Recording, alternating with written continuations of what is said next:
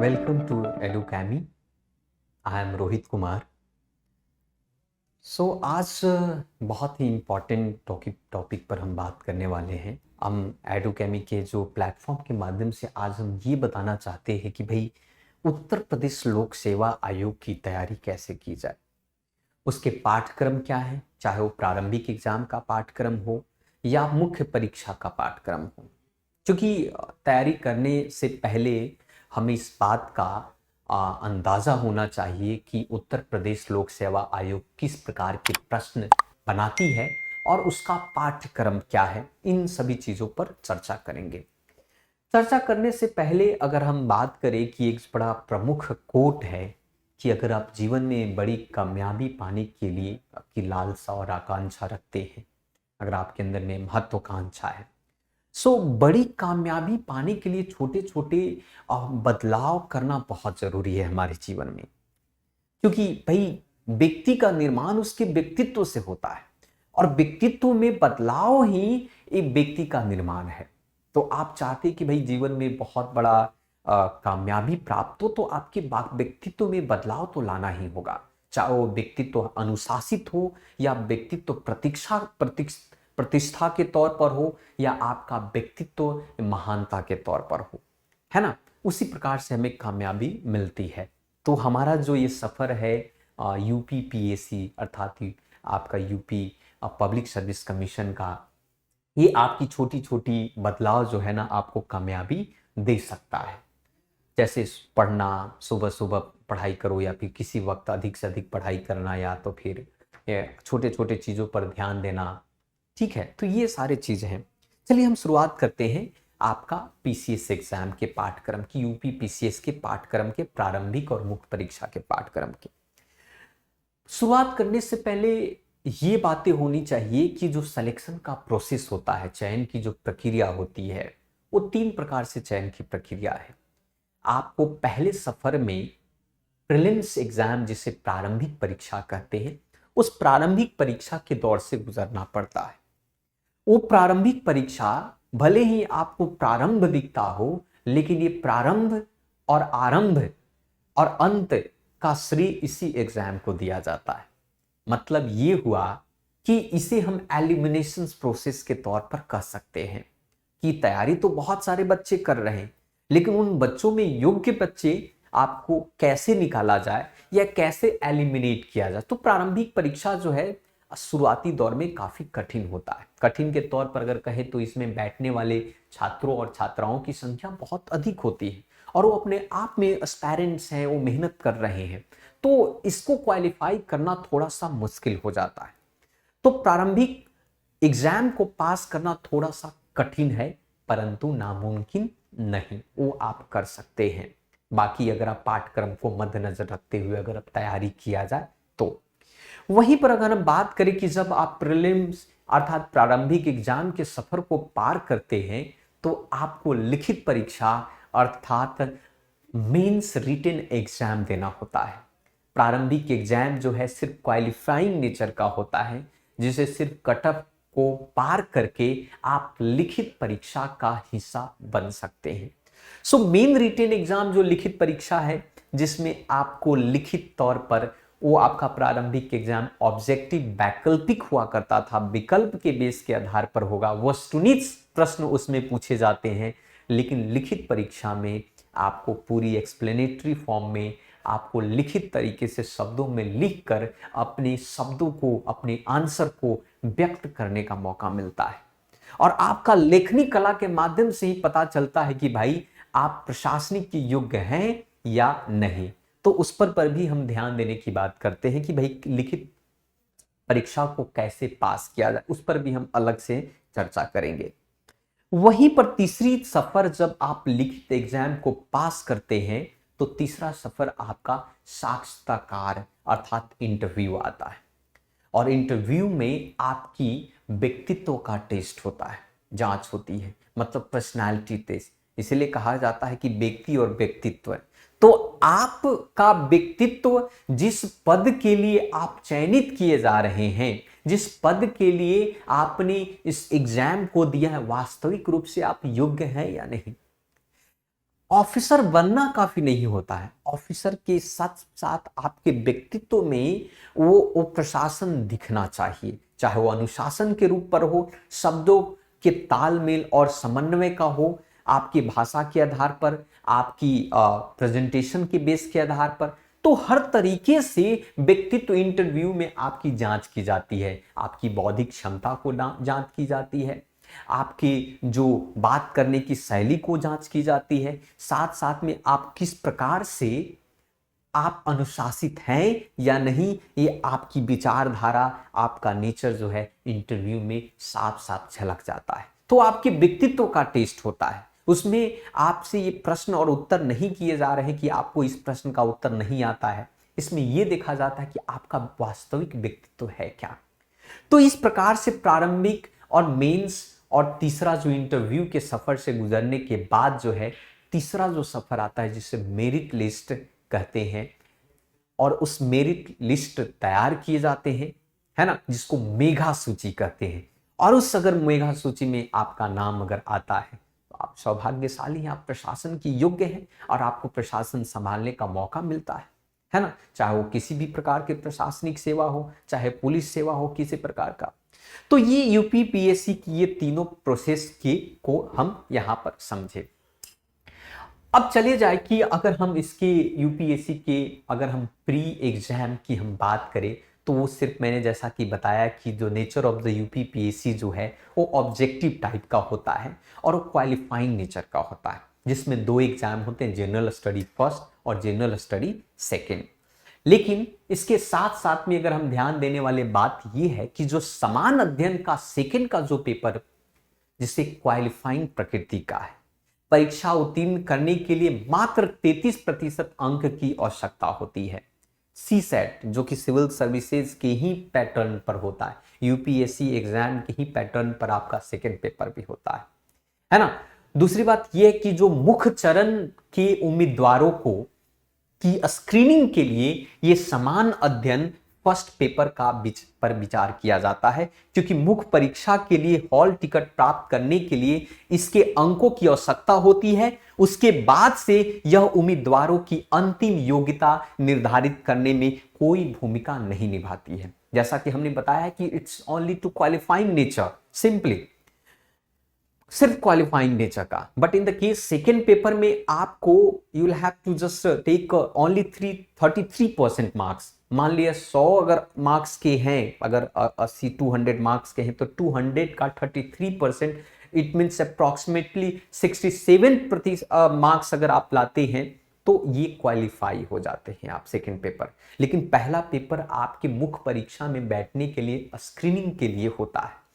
तो प्रारंभिक परीक्षा के पेपर फर्स्ट और सेकंड पर नकारात्मक अंकन भी लागू किया जाता है, अर्थात यहां पर नेगेटिव मार्किंग होती है और उस नेगेटिव मार्किंग के आधार पर 33% आप कह सकते हैं कि उत्तर के लिए प्रश्न के लिए आवंटित अंकों का 33% काटा जाएगा। हालांकि बिना प्रयास के प्रश्नों के लिए कोई नकारात्मक अंकन नहीं होता है। नेगेटिव मार्किंग 33%, इट मीन्स कि अगर एक प्रश्न 2 मार्क्स के हैं तो 2 मार्क्स के प्रश्न का 33% अर्थात 0.67% आपके जो मौजूदा मार्क्स से उसे डिडक्ट कर लिया जाएगा, आपको काट दिया जाएगा। मतलब ये हुआ कि सामान्य पेपर फर्स्ट और सामान्य पेपर सेकंड में आपको नकारात्मक अंकन किए जाएंगे। इसलिए अगर आपको प्रश्न नहीं आते हैं तो बेहतर होगा कि उस प्रश्न को छोड़ दे, क्योंकि रिस्क अगर आप लेते हैं तो आपका जो मौजूदा अंक प्राप्त हो रहे हैं उनमें से भी आपके मार्क्स कटने के चांसेस बढ़ जाते हैं। तो बेहतर है कि अगर आपको प्रश्न नहीं आता है तो उस प्रश्न को छोड़ दिया जाए, क्योंकि छोड़े हुए प्रश्न पर कोई नकारात्मक अंकन नहीं किए गए हैं। तो ये सेकंड पेपर की बात करते हैं। ये चलिए अब हम बात करते हैं यूपीएससी के मेंस एग्जाम पैटर्न अर्थात 2022 के मेन की। जैसा कि हमने बताया कि जो यूपीएससी के जो मेन एग्जाम है वो सब्जेक्टिव टाइप का होता है, अर्थात लिखित फॉर्म पर होता है। मतलब यूपीएससी का मेन एग्जाम में टोटल मिलाकर 8 पेपर होते हैं, 6 पेपर प्लस 2 पेपर। कैसे, इसकी चर्चा हम विस्तृत तरीके से करते हैं। उसके बाद यूपीएससी इंटरव्यू का एग्जाम का पैटर्न है। Interview will be consist of the 100 marks का, 100 मार्क्स का इंटरव्यू होगा, तथा after completion of the all phases the final merit list will be release to by the Uttar Pradesh public service commission, है ना। तो बात करते हैं, चलिए एक एक करके इन सभी चीजों पर बात करते हैं। सबसे पहले बात करते हैं उत्तर प्रदेश लोक सेवा आयोग के प्रारंभिक परीक्षा का पाठ्यक्रम। प्रारंभिक परीक्षा का पाठ्यक्रम क्या है उसकी बात करते हैं।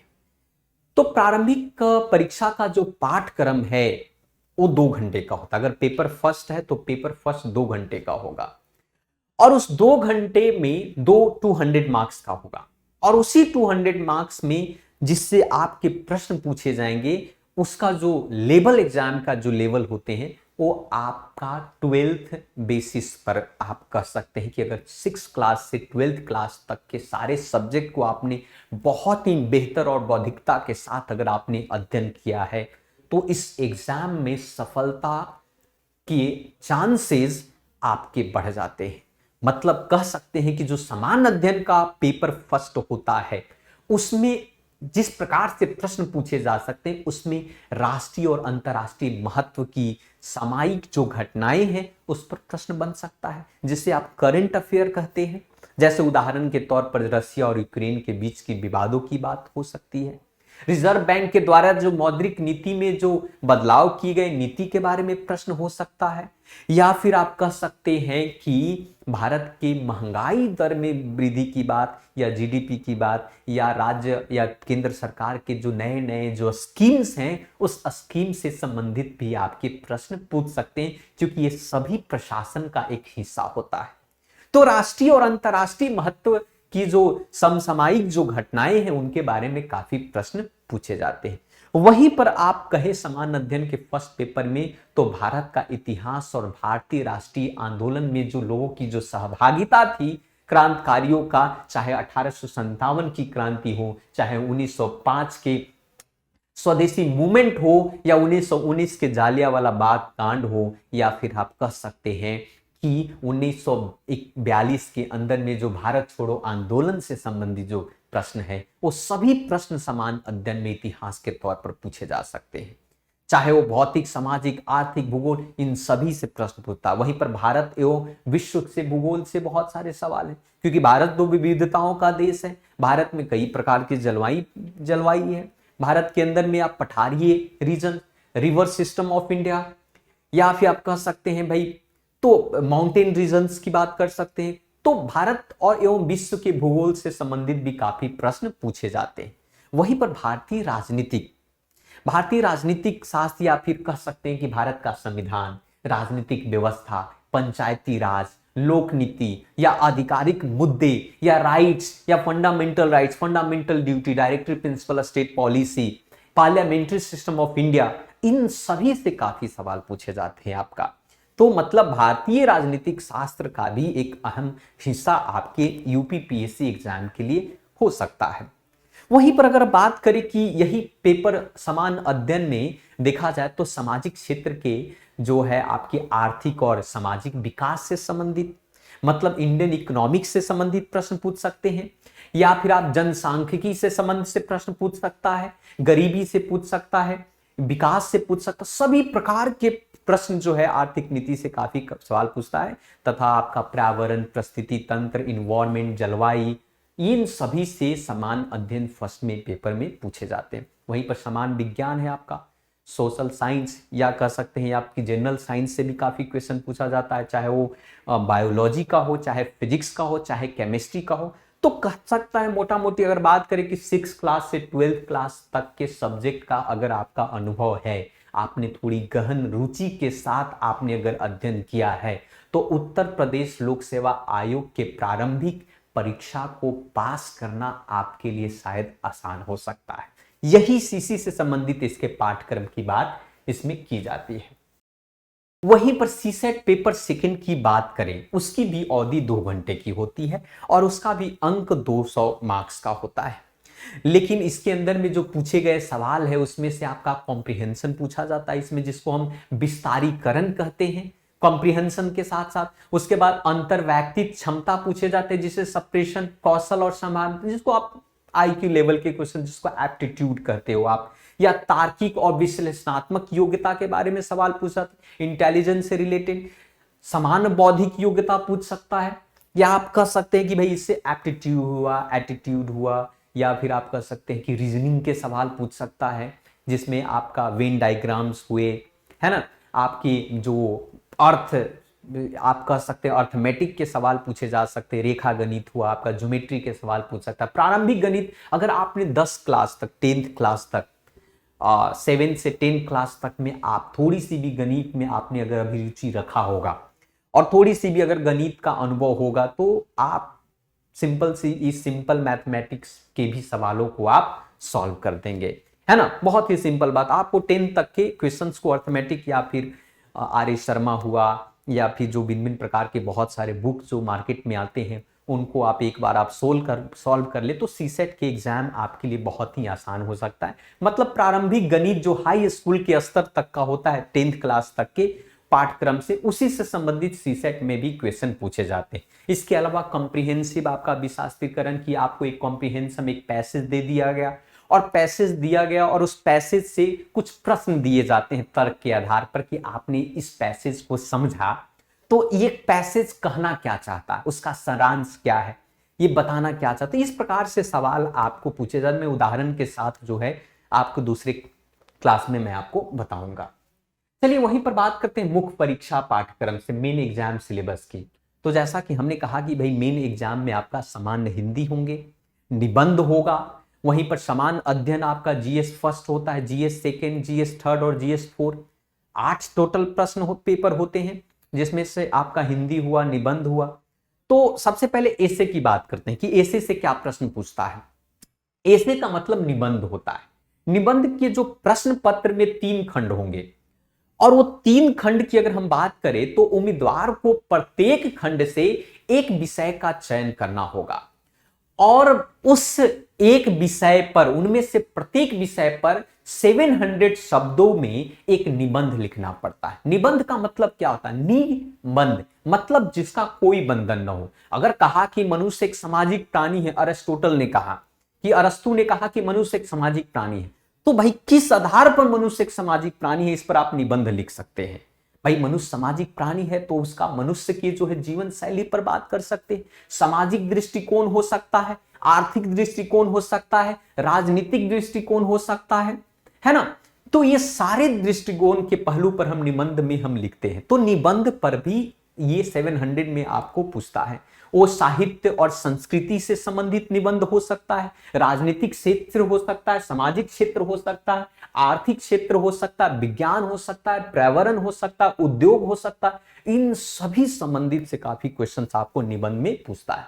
कभी कभी सेक्शन जो सी होता है, तीसरा जो सेक्शन, जैसा कि हमने बताया सेक्शन फर्स्ट, सेक्शन सेकेंड और सेक्शन थर्ड, 3 सेक्शन में निबंध को डिवाइड किया गया है। तो तीसरा जो सेक्शन होगा उनमें आपको प्रश्न पूछ सकता है राष्ट्रीय और अंतरराष्ट्रीय घटनाओं के बारे में। यूक्रेन और रशिया की घटना को ले लीजिए आप, क्वाड को ले लीजिए आप, है ना, या फिर प्राकृतिक आपदाएं से संबंधित क्वेश्चन पूछ सकता है, भूस्खलन हो सकता है, भूकंप हो सकता है, जल प्रलय हो सकता है, सूखा आदि ऐसे राष्ट्रीय विकास और परियोजना से संबंधित आपके निबंध में क्वेश्चन पूछे जाते हैं, है ना। चलिए वहीं पर बात करते हैं जनरल फर्स्ट जीएस का। फर्स्ट में तो जीएस फर्स्ट में आपके भारतीय संस्कृति का इतिहास, प्राचीन और आधुनिक काल और कला रूप साहित्य, वस्तुकला, ये सब प्रमुख से संबंधित प्रश्न पूछे जाएंगे। वहीं पर आप देख सकते हैं कि इसके अंदर में आधुनिक भारतीय इतिहास से प्रश्न पूछे जाएगा, जैसे 1757 से लेकर 1947 तक के सारी घटनाओं, उसके व्यक्तित्व और मुद्दे पर। स्वतंत्रता संग्राम की घटना पूछ सकती है, एकीकरण की घटना पूछ सकती है। तो कहने का मतलब कि जो आपको जीएस फर्स्ट में कहा गया उसी से संबंधित आपको जीएस आपके फर्स्ट में भी आपका इतिहास हो गया, आपका साथ साथ में हिस्ट्री के साथ साथ में आपका अर्थव्यवस्था से संबंधित प्रश्न हो गया, राजनीतिक शास्त्र हो गया, भाई उदारीकरण, निजीकरण, वैश्वीकरण जो एलपीजी का कॉन्सेप्ट था, अर्थव्यवस्था और उसके राजनीतिक से संबंध पूछ सकते हैं, सामाजिक संरचना से संबंध से आपको जीएस फर्स्ट में पेपर में पूछ सकता है। वहीं पर राष्ट्रीय सीमा और पूर्णिमा, इन सभी से प्रश्न पूछता है आपका। सामाजिक सशक्तिकरण, सांप्रदायिकता, क्षेत्रवाद, धर्मनिरपेक्ष तथा भारत के विशेष संदर्भ में जो दक्षिण और दक्षिण पूर्व एशिया के संदर्भ की जो विश्व की जो प्रमुख जो प्राकृतिक संसाधन है, जल है, मिट्टी है, वन है, इन सभी के विवरणों के बारे में आपको जीएस फर्स्ट से प्रश्न पूछते हैं। वहीं पर भौतिक भूगोल की ही मुख्य विशेषता जैसे भूकंप हुआ, सुनामी हुआ, ज्वालामुखी गतिविधि, चक्रवात, महासागरीय, इन सभी से भी भूगोल से भी सवाल पूछे जाते हैं। तथा आप इसी के अंदर में भारत के जो समुद्री संसाधन है उनकी क्षमता से भी प्रश्न पूछे जाते हैं। तो ये बहुत सारे क्वेश्चंस आपको जीएस फर्स्ट में पूछता है। तथा साथ साथ में जनसंख्या और बस्तियों के प्रकार, पैटर्न, सहनीकरण, उत्तर प्रदेश के कुछ विशिष्ट का ज्ञान का भी, क्योंकि भाई उत्तर प्रदेश पब्लिक सर्विस कमीशन आप दे रहे हैं तो भाई उत्तर प्रदेश के बारे में भी आपको ज्ञान होना चाहिए। तो वो आपका विशिष्ट ज्ञान में आपका इतिहास उत्तर प्रदेश की, उसकी संस्कृति, कला, वास्तुकला, त्योहार, लोक नृत्य, साहित्य, क्षेत्रीय भाषा, विरासत, सामाजिक रीति रिवाज और उसके पैटर्न, इन सभी प्रकार के जो उत्तर प्रदेश से संबंध रखता है, उसके विशिष्ट ज्ञान से संबंध रखता है, उससे आपको क्वेश्चन आपको इसके अंदर में पूछे जाते हैं। तथा यूपी के विशिष्ट ज्ञान, उसके भूगोल से भी क्वेश्चन पूछे जाए। तो ये जीएस फर्स्ट के अंदर में। वहीं पर जीएस सेकंड में अगर हम बात करें तो भारतीय संविधान से क्वेश्चन पूछे जाएगा कि भाई भारतीय संविधान की शुरुआत कब हुई, उसकी ऐतिहासिक आधार क्या है, उसका विकास क्या है, उसकी विशेषता क्या है, संशोधन के बारे में प्रश्न पूछ सकता है, संविधान के जो महत्वपूर्ण प्रावधान, उसकी बुनियादी संरचना है जिसको आप बेसिक स्ट्रक्चर ऑफ कॉन्स्टिट्यूशन कहते हैं, उससे प्रश्न पूछ सकता है ना। संघ और राज्यों के कार्य के बारे में, पार्लियामेंट्री सिस्टम के बारे में, पार्लियामेंट के बारे में, संसद के बारे में, केंद्र और राज्य के बीच में वित्तीय संबंध में जो वित्त आयोग है उसके बारे में प्रश्न पूछ सकता है, पंचायती राज सिस्टम के बारे में पूछ सकता है, म्युनिसिपैलिटी के बारे में पूछ, मतलब ओवरऑल अगर हम बात करें तो आपको इसमें अगर कह सकते हैं जीएस सेकंड के अंदर में तो इंडियन कॉन्स्टिट्यूशन और से सवाल पूछेगा तथा कुछ जो है आपकी यूपी से संबंधित क्वेश्चंस आपको इसमें पूछेगा। ठीक है। वहीं पर तीसरा जो पेपर होगा उस पेपर थर्ड में आपको भारत की जो आर्थिक योजना उद्देश्य है, मतलब इसमें आप कह सकते हैं इकोनॉमी के सवाल होगा, भारतीय इकोनॉमी। और भारतीय इकोनॉमी में क्या हो सकता है भाई, गरीबी के बारे में पूछ सकता है, बेरोजगारी के बारे में पूछ सकता है, सामाजिक न्याय के बारे में पूछ सकता है, समावेशी विकास के मुद्दे पर बात हो सकता है, सरकारी बजट है, चाहे वो भारत का बजट है या यूपी के बजट है, भारत के इकोनॉमिक सर्वे या यूपी के इकोनॉमिक सर्वे से प्रश्न पूछेंगे। वहीं पर कुछ सवाल जो है एग्रीकल्चर से होते हैं, जैसे में ये प्रश्न हो सकता है कि भाई प्रमुख फसल क्या है, भिन्न भिन्न प्रकार की सिंचाई क्या है, सिंचाई की प्रणाली क्या होती है, कृषि के उपज का भंडारण क्या है, परिवहन, और मतलब कह सकते हो कि ये जो क्वेश्चन से आपका यूपीपीएससी का पैटर्न जो होता है यूपीएससी के पैटर्न के आधार पर होता है सिंपली। तो यूपी दोनों का जो पैटर्न है करीब करीब उनमें सेम होता है, बशर्ते कि जो लेवल और हम कठिनाई यूपीएससी के जो प्रश्नों में ज्यादा कठिन होते हैं और आपका यूपीपीएससी के जो क्वेश्चंस होते हैं थोड़ा सा उससे कम होंगे। तो ये देख सकते हैं। तीसरा चौथा लास्ट पेपर है आपका जीएस जनरल स्टडी 4। जीएस 4 में आपका अगर हम बात करें तो भाई नैतिकता, मॉरलिटी के प्रश्न पूछेंगे, मानव इंटरफेरेंस की बात करते हैं, मानव क्रिया और नैतिक के बारे में निर्धारित कि भाई आप ऑफिसर बनने जा रहे हैं, प्रशासनिक सेवा में आप जा रहे हैं तो आपकी कुछ तो मॉरल एटीट्यूड होगा, है ना, आपकी कुछ तो बौद्धिकता होगी, आपका कुछ तो एटीट्यूड होगा, एप्टीट्यूड होगा आपका, है ना। तो उसमें बहुत सारे क्वेश्चन पूछे जाएंगे आपको। आप एरिस्टोटल की नीति के बारे में पूछ सकता है, प्लेटो के बारे में पूछ सकता है आपका, है ना, कोलर्सबर्ग के बारे में पूछ सकता है आपका, जैसे महान नेता है आपका गांधी हुए, भीमराव अंबेडकर हुए, लूथर हुए आपका, इन सभी के विचारों पर बात हो सकती है ना। साथ साथ में दृष्टिकोण, सामग्री, संरचना, कार्य, उसके सारे प्रावधानों के बारे में विस्तृत तरीके से पूछे जाता था। कुछ केस स्टडी भी साथ साथ में पूछा जाता है। लोक प्रशासन में सार्वजनिक और सिविल सेवा के मूल्य और नैतिकता के बारे में क्वेश्चन पूछते हैं। तो मतलब जीएस 4 आपका एथिक्स एंड मोरलिटी से संबंधित आपके प्रश्न पूछे जाते हैं। तो ये आपका जीएस फर्स्ट, सेकेंड, थर्ड और आपका हिंदी में आपका व्याकरण से संबंधित होगा। तो यही आपकी जो है यूपीपीएससी का जो मुख्य पाठ्यक्रम है जिससे आपका प्रश्न बनता है ना। तो आपका ये यूपीपीएससी का है और मैंने काफी विस्तृत तरीके से बताने की कोशिश की। तो इसी प्रकार की और भी बहुत सारे अगर इंफॉर्मेटिव वीडियो चाहते हैं, चाहे ताकि आपकी यूपीपीएससी के एग्जाम में आपको काफी मदद मिले, है ना, तो बेहतर होगा कि भाई इस प्लेटफॉर्म के बेल आइकन को आप प्रेस करें ताकि आपको सही वक्त पर नोटिफिकेशन मिले, और इस चैनल को आप सब्सक्राइब भी करें, है ना, ताकि टाइम टू टाइम आपको इन्फॉर्मेशन मिलता रहे। तो आज के लिए इतना ही। Thank you very much. Next video में हम मिलते हैं आपको नई इन्फॉर्मेशन के साथ, नई जानकारी के साथ, ताकि आपके एग्ज़ाम में आपको मदद मिले। Thank you very much. धन्यवाद।